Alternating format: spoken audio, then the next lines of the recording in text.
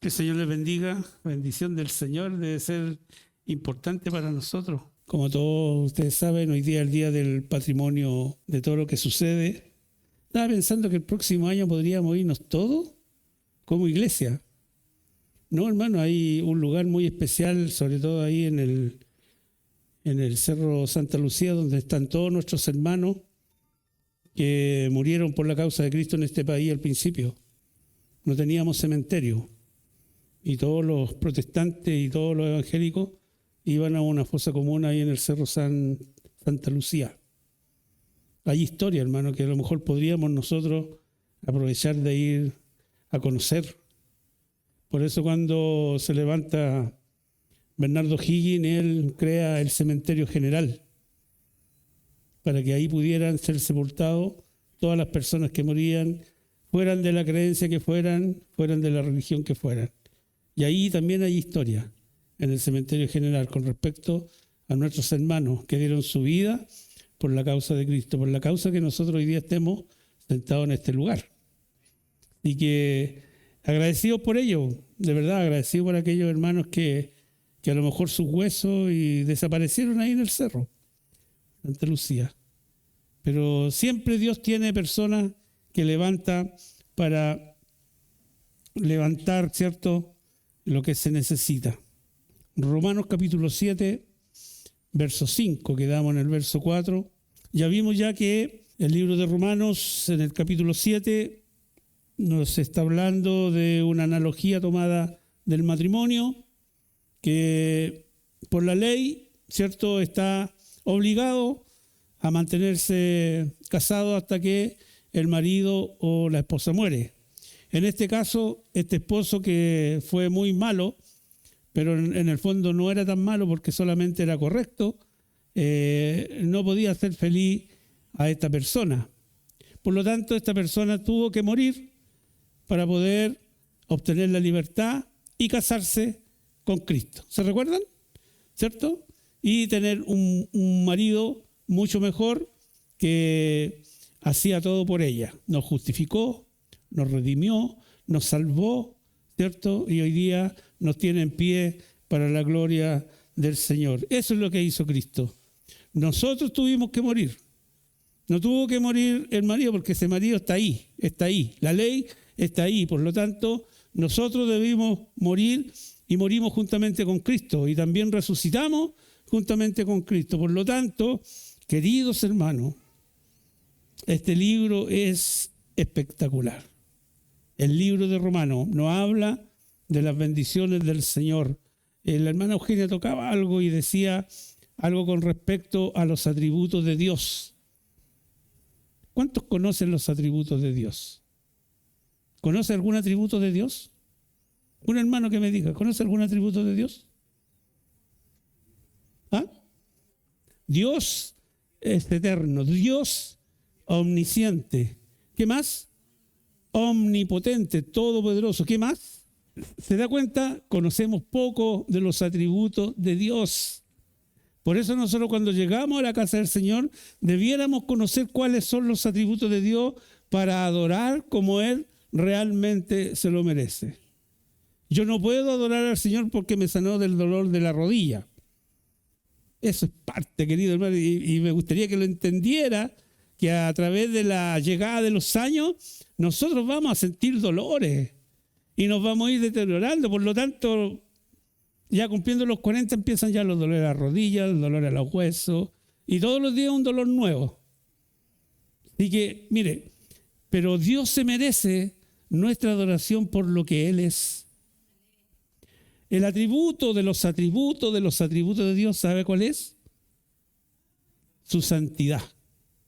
Él es santo y requiere en nosotros también santidad. Y a través de esa santidad es que el Señor nos habla a través de la palabra, para que nosotros lleguemos a ser santos. ¿Qué significa la palabra santo?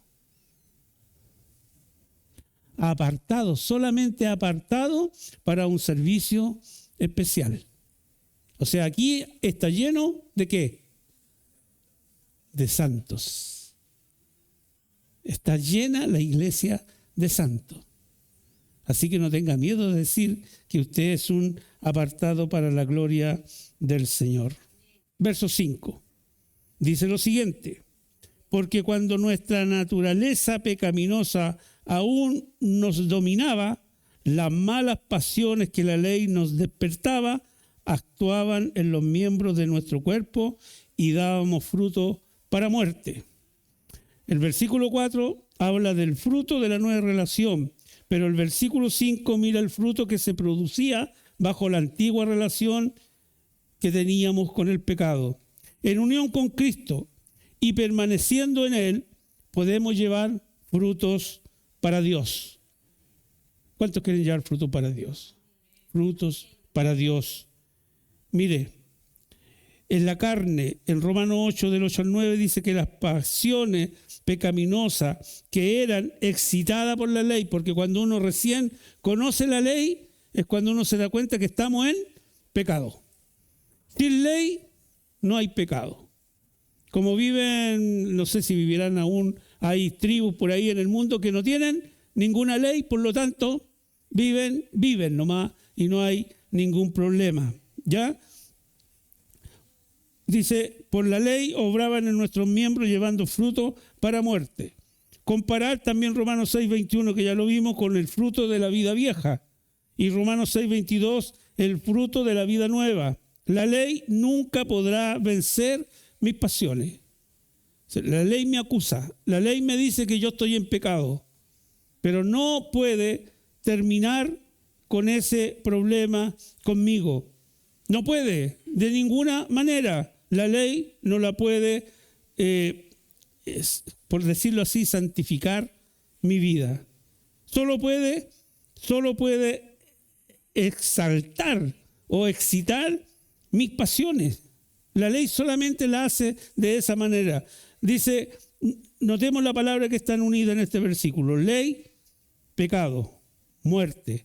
O sea, ley, pecado y muerte. La ley me dice qué es lo que es pecado, ¿cierto?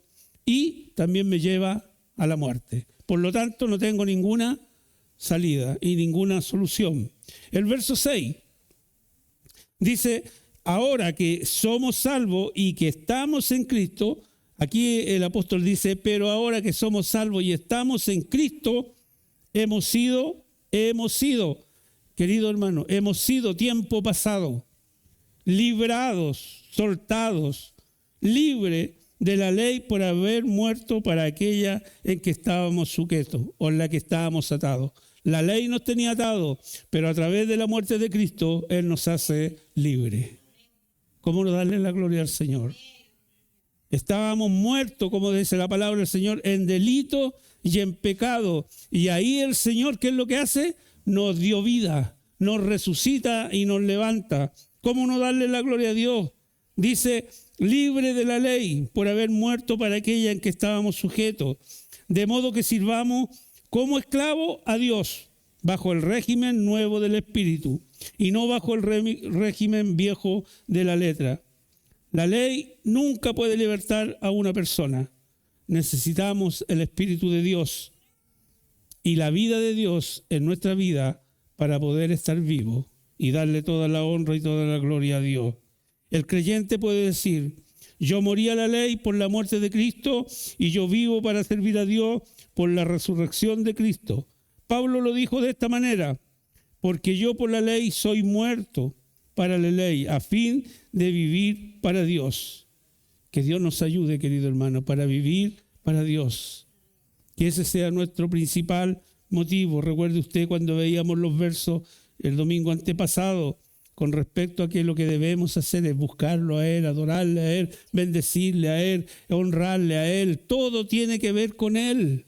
Todo tiene que ver con Cristo. Toda nuestra vida debiera basarse en lo que nosotros debiéramos hacer como cristianos para agradar a Cristo, para darle toda la honra a Cristo, para darle toda la gloria a Cristo. Todo lo que nos sucede es para bendecir y honrar el nombre de Jesucristo. Verso 7. ¿Qué concluiremos? Dice, hace una pregunta ahí el apóstol. ¿Qué concluiremos?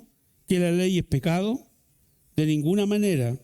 Sin embargo, si no fuera por la ley, no me habría dado cuenta de lo que es el pecado. Por ejemplo, Nunca habría sabido yo lo que es codiciar si la ley no hubiera dicho no codicies. La ley suena como algo horrible, la ley suena como algo, bueno, quizás usted ha visto la ley cómo ha estado actuando esta última semana con respecto a las motocicletas, a los autos que andan sin patente, las personas que andan sin su licencia. Si usted como hijo de Dios anda sin patente y anda sin su licencia, está en pecado, ¿ya? Porque hay que cumplir la ley terrenal, hay que moverse para poder obtener los papeles que se necesitan para poder circular, ¿ya? Pero a lo que se refiere aquí, la ley será mala en sí la ley, ¿ya? Pero Pablo aquí dice, cuán terrible debe ser la ley que yo necesité ser librado de ella y necesité ser rescatado de ella. Me tiene sujeto y atado y también afloran mis pasiones con respecto a la ley. La ley parece que fuera algo malo. Oye, esta cuestión de la ley no me gusta mucho, ¿ya? Pero no lo es. Pablo dice bien claro, Pablo corrige esta idea equivocada. La ley hace la pregunta, ¿la ley es pecado? Eso es lo que pregunta Pablo. ¿La ley es algo malo, pecaminoso, malvado? No. ¿Quién puso la ley? ¿Ah? Dios. ¿Entonces algo malo? No. Es algo bueno. ¿Ya? Que parezca tal, mire, que no sea así. El verdadero problema no es con la ley. No culpemos a la ley. La pregunta es contestada en realidad en Romanos 7:12. La ley es en efecto lo opuesto al pecado. O sea, me muestra el pecado, no me da la solución, pero no es mala la ley, porque la hizo Dios.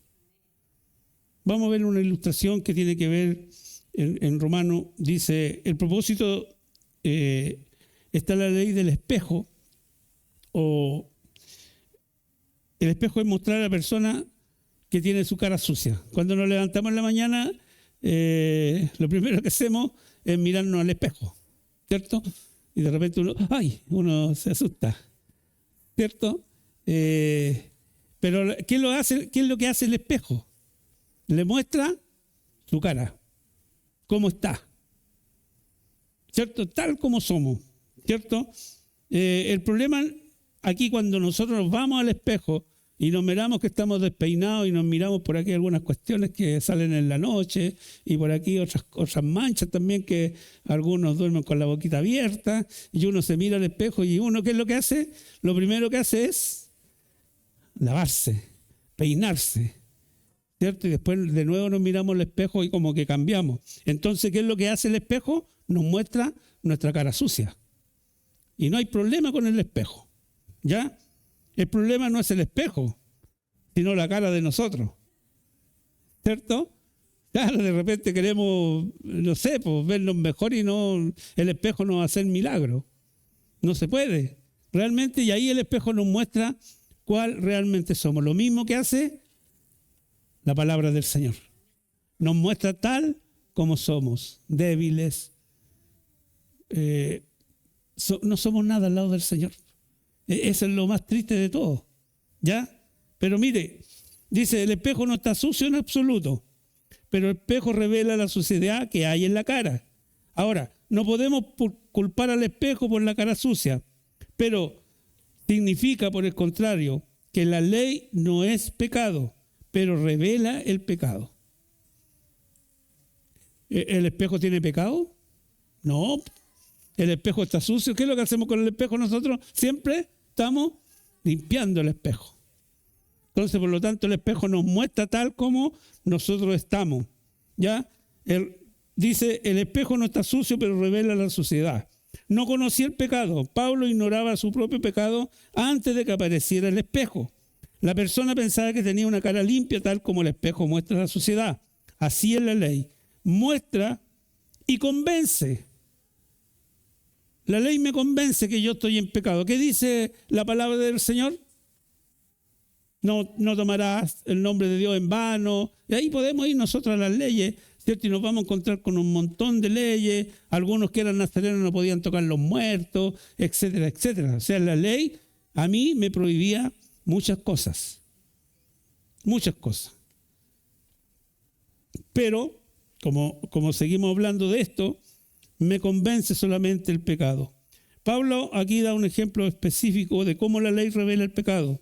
Su ilustración dice, es el 10º mandamiento, codiciar. Aquí pone la codicia. ¿Qué significa codiciar? Anhelar lo que otro tiene. Muy bien, hermano Juan Carlos.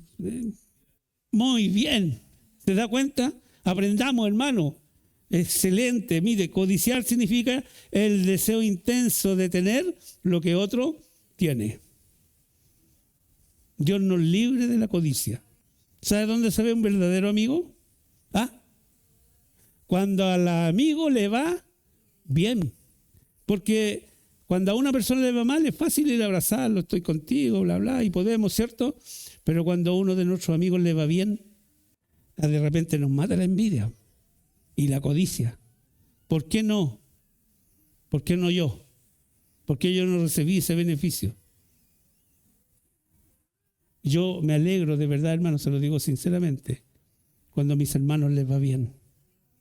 De verdad, a mí me sé cuando compran el auto, cuando lo van cambiando y les va yendo bien, conociendo de cómo venían en el pasado y que hoy día estén en otra posición, hermano, eso es darle toda la gloria al Señor, porque aquí la cosa, miren, no hablamos de la prosperidad, pero el Señor prospera.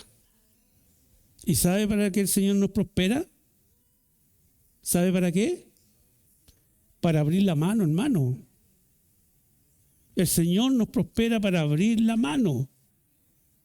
No es para que guardemos, queridos hermanos, de verdad se los digo. Doy las gracias, hermano, a todos ustedes. Porque las veces que yo pongo en el WhatsApp, pedimos algo, hermano, la iglesia responde. De verdad se los digo. Y oro para aquellos que todavía no aprenden, que aprendan. Oro de verdad por ellos, para que, mire, si nosotros estamos así, del cielo, ¿qué puede venir?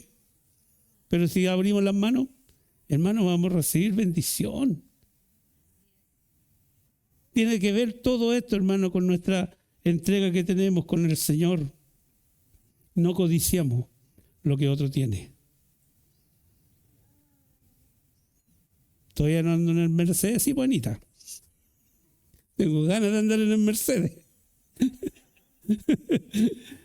Que Dios bendiga a la hermana Anita, que Dios bendiga a Juan Carlos, a la Solana, a Eugenia, a Juanito, que son personas que abren sus manos, el hermano Isaías. De verdad, aquí todos, hermanos, de verdad todos, nombrarlo uno por uno. Aquí hay hermanos que bendicen la iglesia, Patricio, el hermano Edmundo, Francia, Gabriel, Elías, Toño. De verdad, hermano, bendecir también a Fede. Fede es de nosotros. Él se queda en la tarde, pero es de nosotros. Dios te bendiga, Fede, de verdad. A todos los hermanos que de una u otra manera hemos aprendido, querido hermano, a bendecir. Bendecir al coro. El tiempo que dan, yo me tomaba y pensaba, Juanito viene de allá de Puente Alto, como decía mi pastor de la Huerta Cachencho, y vienen de ese lugar para estar aquí con nosotros. El hermano Edmundo viene de San Bernardo, el mejor pueblo de Chile, porque ahí nací yo, en San Bernardo. Dios les bendiga de verdad el sacrificio que hacen por estar en este lugar. De verdad, querido hermano, hay motivo, hermano, para no sentir envidia. Sentir envidia porque están. A decir, chuta, yo estoy aquí a la vuelta y se me complica la vida venir a la iglesia. Por eso, hermano, no codiciemos lo que otro tiene. Sigamos orando para que el Señor lo siga bendiciendo. Y así usted va a ser también bendecido. Dice, no codiciará y no tendrá, dice, bueno, el hermano Juan Carlos lo definió muy bien. Dios tiene un espejo muy especial para mostrar esa clase especial de suciedad, la suciedad de la codicia. Y este espejo se llama el 10º mandamiento. Verso 8. Dice, pero el pecado aprovechando la oportunidad que le proporcionó el mandamiento, despertó en mí toda clase de codicia, porque aparte de la ley, el pecado está muerto. Dice, el verdadero culpable de mi pecado y el verdadero culpable de la oportunidad que yo tengo de envidiar o de codiciar no es la ley, no es la ley, sino que es el pecado que mora en mí. Siempre el pecado trata de aparecer en nosotros. Dice, porque sin la ley, o antes que viniera el mandamiento, el pecado está muerto, inactivo, sin vida, dormido. Sin el espejo la persona no se da cuenta de su cara, pero cuando aparece el espejo, cuando aparece la ley, esa suciedad parece cobrar vida. Mira esa suciedad, eso es lo que tú estás sucio, tú tienes codicia en tu corazón, tú tienes envidia en tu corazón. Y el espejo la dice, y el espejo la aclara. Dice, estaba allí todo el tiempo, pero nadie se dio cuenta porque no nos mirábamos ni al espejo, ni tampoco estaba la ley. Por lo tanto, eso estaba inactivo. Ahora, pensemos en el segundo mandamiento. ¿Cuál es el segundo mandamiento? Este mandamiento es santo y justo y bueno. Nada tiene de malo. Pero cuando el hombre pecador es confrontado con un mandamiento santo, ¿qué es lo que hace naturalmente? Se rebela y subleva en su contra. Dios dice, tú debes. Y el rebelde responde, no quiero. La palabra del Señor nos llama ¿a qué? A consagrar nuestra vida. Pero nosotros ¿qué hacemos? Todo lo contrario. No consagramos nuestra vida. Dios dice, tú no debes, y el rebelde dice, lo hago. ¿Se da cuenta? Y así tenemos el relato, hermano, trágico, el pecado de la idolatría. Pablo nos lleva ahí. Tenemos serios problemas. El pecado, dice, siempre estuvo en los corazones, pero el mandamiento los despertó. El pecado de idolatría estaba muerto, inactivo y dormido antes que el mandamiento fuese dado. No había tenido antes el hábito de hacer becerros de oro. La ley despertó e incitó el pecado. ¿Podemos culpar al segundo mandamiento por el becerro de oro? No. Siempre estuvo la idolatría en el corazón del ser humano. Dios nos libre de idolatrar a quien sea. Dios se merece toda la honra, se merece toda la gloria, se merece toda la alabanza. No hay nadie más, ni la esposa, ni los hijos, ni los nietos. Nadie debe ocupar el lugar de Dios en nuestra vida. Dios es primero. Verso 9. Dice, en un tiempo se refiere al tiempo antes de que Pablo fuese confrontado con la ley de Dios. Al tiempo antes de que viniera la ley, vivía. Conlleva el significado de inalterado, despreocupado, no darse cuenta de la grave sentencia de muerte que pendía sobre él. O sea, cuando nosotros estábamos en el mundo, teníamos una espadita que de una vez podría habernos matado, habernos muerto.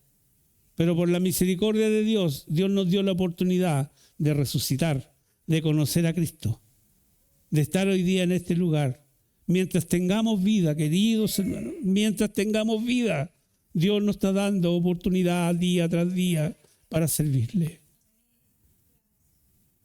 Yo no sé cuántos quieren servir al Señor. Y aquí, querido hermano, no se trata de venir el día domingo, el día martes, el día miércoles, el día viernes, el día sábado. Se trata que los 7 días de la semana sirvamos al Señor en nuestro hogar, con nuestros vecinos, con nuestra familia, que sepan ellos que nosotros servimos a este Dios vivo, que se merece toda la honra y toda la gloria. Verso 10. Era para vida. Esta expresión es explicada, y en Lucas también es explicada, todo lo que una persona necesita hacer para vivir y para heredar la vida eterna es guardar la ley. Pero ¿sabe? Tiene que guardarla perfecta y completamente, y tiene que hacerlo así durante toda la vida. Nadie cumple la ley. Ni siquiera nosotros aquí en la tierra cumplimos la ley terrenal. porque a veces hay un ceda el paso, a veces hay un disco pare, a veces dice no transitar por aquí, atravesamos los que somos peatones a mitad de calle, habiendo ciertos pasos de cebra. Somos irresponsables con la ley, no la cumplimos, menos vamos a cumplir la ley de Dios que está en la Escritura. ¿Sabe más o menos cuántas leyes hay en la Biblia? 622 leyes. Así que si una persona le dice que es judaizante, ese judaizante tiene que guardar 622 leyes, no solamente los 10 mandamientos. Ya, ahí hay un montón de cosas que, bueno, algún día se las vamos a explicar. Pero tiene que ver, querido hermano, que toda la vida, dice, toda la vida, durante toda la vida nosotros debiéramos guardar la ley. El problema es que ninguna persona jamás ha hecho esto y ningún pecador jamás hará esto. El único que cumplió la ley cuando estuvo aquí 3 años en la tierra, 3 años y medio, fue Cristo. Y la cumplió al pie de la letra, querido hermano. Los que tienen sus caras limpias no tienen que temer al espejo. El problema es que ninguno de nosotros tiene la cara limpia. O sea, siempre debemos llegar a las plantas del Señor a pedir perdón. Siempre, todos los días. Todos somos pecadores, de modo que la ley nos condena a todos. Dice el apóstol, a mí me resultó para muerte. Cuando fui confrontado con la ley, me di cuenta que era un pecador desobediente y tuve que enfrentar el horrible castigo de una ley quebrantada que es la muerte. O sea, merecíamos morir. Por la ley no teníamos remedio. Verso 11. ¿Quién es responsable por engañarte y matarte? ¿Quién es el verdadero culpable? ¿Quién es el verdadero engañador y el verdadero homicida en la ley o el pecado? El pecado. Todo lo que nosotros hacemos fuera de la gracia de Dios, querido hermano, es pecado. Hay pecados de omisión, hay pecados que uno lo hace intencionalmente. Me daba mucha pena, quiero compartir esto con ustedes. Estuve en un congreso de pastores de todo Chile en el lugar de Rosario y uno de los expositores dijo lo siguiente. Tomaban una encuesta de Estados Unidos que muchos pastores se han suicidado. Y siempre uno cuando lee esa noticia dice, uy, qué terrible el ministerio. Pero sabe que no se mataban por el ministerio. Se mataban porque estaban en pecado y no soportaron confrontarlo. Y mejor decidían suicidarse. Para no decirle a la esposa que la engañaban. Para no confesarse con otro pastor y decirle, este es mi pecado. Aquí tengo problemas. Soy avariento, soy mentiroso, soy adúltero. Y daba una lista de pastores que de verdad, hermano, daba mucha pena. Por eso nosotros debemos cuidarnos. Cada hermano, cada hermana que aquí ocupa un puesto, un cargo, debe consagrar más su vida al Señor, porque el diablo lo único que quiere es votar a los que tienen liderazgo. Y lo va a tomar, nos toma para tentarnos, el enemigo, para hacernos caer. De verdad que me daba mucha pena escuchar eso, porque uno siempre pensaba y decía, uy, el ministerio lo... No. Cuando a usted el Señor le da un ministerio, lo ayuda para que usted sea confortado en ese ministerio. A pesar de, como decía Juan Carlos, de estar con el dolor en el corazón, está predicando la palabra del Señor. Y eso no debe terminar. Voy a terminar aquí en el verso 11. No me gusta alargarme mucho para que no se aburran con el libro de Romanos. Pero quiero que el Señor les bendiga a cada uno de ustedes. Que puedan recibir fuerza. Fuerza, queridos hermanos. Vienen tiempos difíciles para nosotros los cristianos.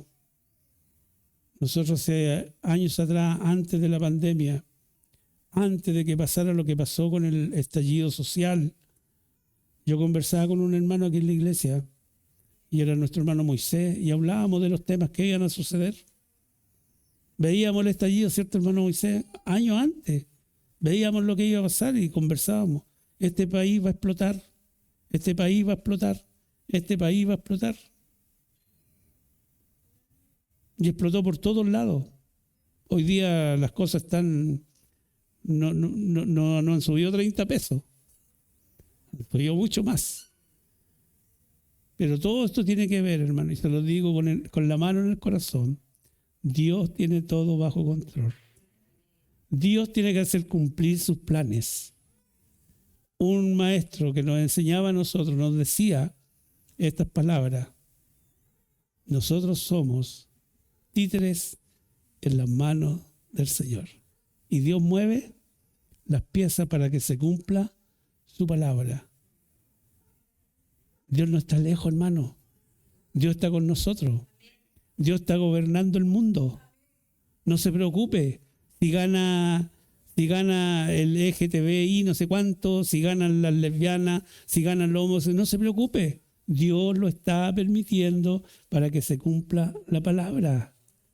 No tenga miedo. No se asuste porque hay más delincuencia. No, querido hermano, no tenga miedo. A lo mejor capaz que muramos con una bala loca por ahí, no importa. Nos vamos a ir con el Señor. Pero no vivamos asustados. Mirémoslo de esta forma. Dios está moviendo las piezas para cumplir sus propósitos en esta tierra. No pierda la fe, no pierda la esperanza. No oremos para que diga el Señor, mira. No, las leyes van a seguir saliendo. Todo va a seguir saliendo. Porque tiene que Dios cumplir sus propósitos con la iglesia. Con la iglesia. Nosotros nos va a llevar salvo.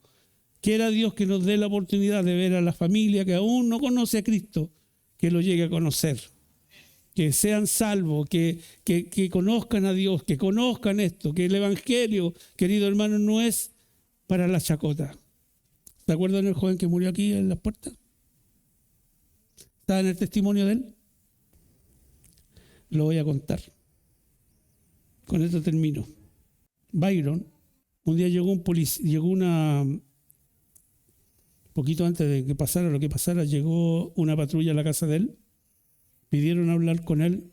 Los dos carabineros que venían a hablar con él bajaron y era un capitán y un sargento. Y el capitán, cuando baja y la mamá lo trae al living a Byron, dijo: traigo un mensaje de parte del Señor para ti, que tienes que entregar tu vida para Dios. Este hombre ese día entregó su vida al Señor.